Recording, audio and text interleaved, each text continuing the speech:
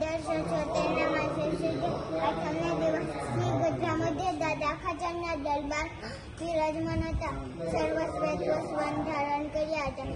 પોતાના મુખારવિંદને આગળ દેશના હરિભક્તો સભા ભરાઈને બેઠા. મહારાજ બોલ્યા કે રાધિકા હે સહી કહેવા જે શ્રી કૃષ્ણ ભગવાનનું ધ્યાન કર. નો ધ્યાન કરતા મૂર્તિ દઈને વિષય નો દેખાય તો પણ ધ્યાન કર. પણ કઈ અર્થેના ધ્યાન મૂકી દઉં નહીં. ને ભગવાન તેની એવી રીતે જે આગ્રહવાળા એવી રીતે જે આગ્રહવાળા ઉપર ભગવાનને મોટે કૃપા થાય છે. ને ભગવાન તેને વશ થઈ જાય છે. એની વચનામૃતમ બધા પ્રથમનો પાંચમો અધ્યાય થઈ છે.